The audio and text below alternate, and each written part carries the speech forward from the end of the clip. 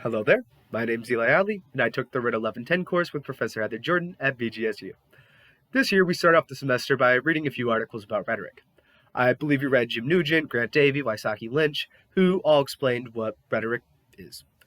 Throughout the semester we use these articles as our main sources for our essays and pretty much all our assignments, since each essay and assignment were always about rhetoric at some level.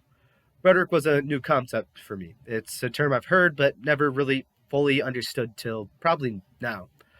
Though after reading the articles, I gained a new understanding of writing as a whole, of what rhetoric is, pretty much. Uh, Now, I want to relate back to an assignment we did at the start of the semester. We were asked to define what writing is. But as of now, I wouldn't refer to it as writing, I'd refer to it as, obviously, rhetoric. And I feel as though my understanding and definition of writing and rhetoric has really changed and grown, because there's just so many things that have changed my head about what writing and rhetoric really is. And this is really thanks in part to the articles we read and learned about over this semester, that we learned through these articles that rhetoric is and includes any and all writing or spoken words. Rhetoric can be a video essay like this, or an infographic, book, newspaper, etc. Rhetoric can be a lot of things, but it has a few core principles. There's a purpose, so the purpose is obviously the point you're trying to get across. Then you obviously have the rhetor, obviously the person who's making the article or making the video, the person who's trying to get their purpose across to the audience. Then obviously next we have the audience, who are the people the rhetor is trying to get the point across to, the people who are going to be reading this paper or watching this video, of course.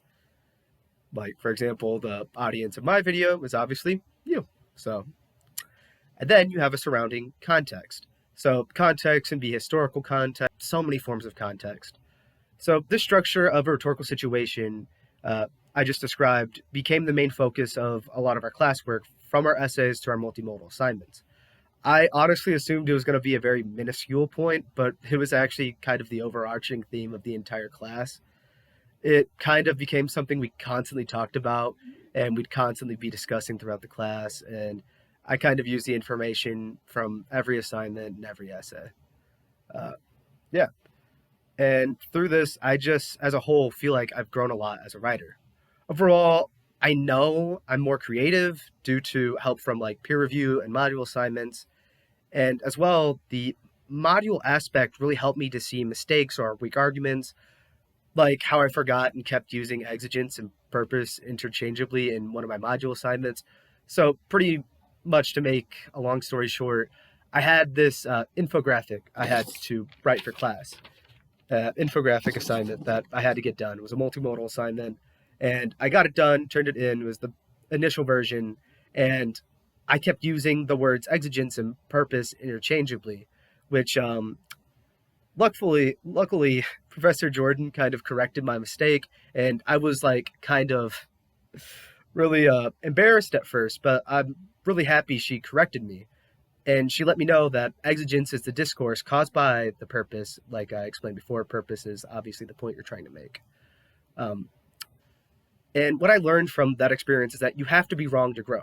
Without mistakes, we can't become better writers. Thanks to this new growth, I feel more confident and have better writing skills. I can take this experience and knowledge of rhetoric and learning and use it in my life outside of class. I need to learn that I need to make mistakes in order to learn. And I also want to give a shout out to the peer review.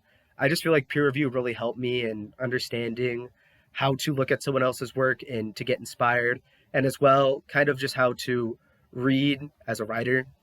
Like we learned at the start of the year in this class, how to read like a writer. And I feel like it really helped.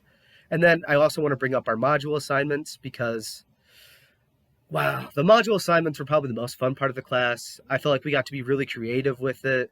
And I feel like we just learned a lot, especially that learning transfer that we learned about in Ryan P. Shepard's article. I feel like we were really able to use that concept of taking experience of writing and using it in something completely different. But I find it funny that we did it in kind of a reverse way, taking writing experience to use it in a completely different mode of writing. It's ironic, but shows how the course all comes down to one word, and that's rhetoric. That's all. I hope you guys all have a great day. Thank you.